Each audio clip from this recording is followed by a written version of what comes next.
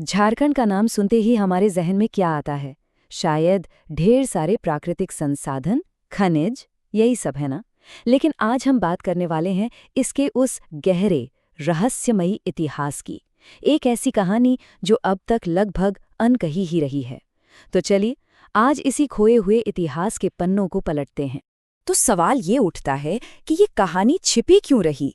देखिए, इसकी एक बड़ी वजह ये है कि इतिहासकारों का ध्यान ज्यादातर बड़े बड़े साम्राज्यों और मुख्यधारा की घटनाओं पर ही टिका रहा, और इस सब में झारखंड जैसे जरूरी इलाके कहीं पीछे छूट गए। उनका अतीत मानो एक पहेली बनकर रह गया। और कमाल की बात यह है कि झारखंड के इतिहास को छिपाने में उसकी अपनी जमीन, उसके भूगोल का भी बड़ा हाथ रहा है। यहाँ की ऊंची ऊंची पहाड़ियाँ और घने जंगल, इन्होंने सदियों तक इसके राज को अपने अंदर समेटे रखा, जिससे बाहरी दुनिया का यहाँ पहुँचना लगभग नामुमकिन सा था। तो अब सवाल ये है कि अगर किसी जगह का इतिहास ऐसे छिपा हो तो उसे खोजे तो खोजे कैसे। खैर, इसका जवाब हमें मिलता है जमीन के नीचे और चट्टानों पर। और यहीं पर सामने आते हैं हमारी इस खोज के असली हीरो, पुरातात्विक सबूत। और इनमें भी सबसे खास है शिलालेख। ये सिर्फ पुराने पत्थर नहीं हैं, बल्कि ये वो सुराग हैं जो हमें अतीत की सच्ची तस्वीर दिखाते हैं, जिन्हें समय भी नहीं बदल सकता। तो ये शिलालेख आखिर होते क्या हैं? सीधे सीधे कहें तो ये पत्थर, धातु या किसी भी सख्त सतह पर खुदे हुए अक्षर या शब्द हैं। और इनकी सबसे बड़ी खासियत जानते हैं क्या है? ये उस दौर का फर्स्ट हैंड, ऑथेंटिक रिकॉर्ड होते हैं जिसमें कोई फेरबदल नहीं किया जा सकता।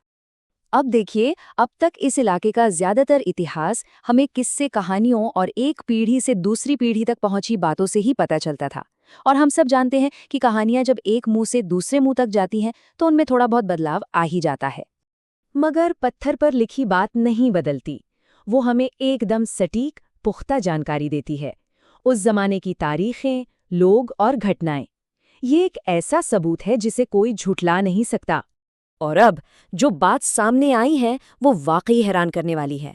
वो ये कि झारखंड में मिले ये पत्थर के सुराग कोई एक दो नहीं है, बल्कि ये तो हजारों सालों में फैला एक बहुत बड़ा खजाना है। जरा इस टाइमलाइन पर नजर डालिए। ये हमें एक लंबे सफर पर ले जाती है। शुरुआत होती है करीब 3री सदी ईसा पूर्व के सारिडकेल ब्राह्मी शिलालेख से, जो हमें सीधे मौर्य काल से जोड़ता है। फिर हम आगे बढ़ते हैं 4वीं-5वीं सदी की बेनीसागर मुहर तक, और फिर 8वीं-9वीं सदी के दूध पानी चट्टान शिलालेख। और ये सफ़र ख़त्म होता है 17वीं शताब्दी के पलामू किले के शिलालेख पर, जो हमें उस दौर के सत्ता संघर्ष की कहानी बताता है। मतलब 2000 सालों से भी ज्यादा का लगातार इतिहास। और ये साबित करता है कि ये इलाका कभी भी दुनिया से कटा हुआ नहीं था। तो सवाल ये है कि ये सारे सबूत मिलकर हमें झारखंड की कौन सी नई कहानी सुनाते हैं? ये बताते हैं कि इतिहास में इसका असली रोल क्या था। इस स्लाइड में जो तस्वीरें हैं वो बहुत दिलचस्प हैं। जरा देखिए, एक तरफ है 17वीं सदी की संस्कृत आधारित लिपि और दूसरी तरफ 14वीं सदी की अरबी लिपि। एक ही इलाके में अलग अलग जबानों और लिपियों का मिलना इस बात का पक्का सबूत है कि झारखंड कोई अलग थलग वीरान जगह नहीं थी, बल्कि ये तो संस्कृतियों का एक गुलदस्ता था, एक संगम था।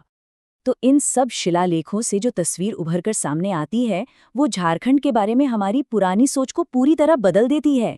ये कोई पिछड़ा इलाका नहीं था। सोचिए, ये व्यापार का एक अहम रास्ता था, एक गेटवे जहां से सामान और नए नए विचार दोनों गुजरते थे।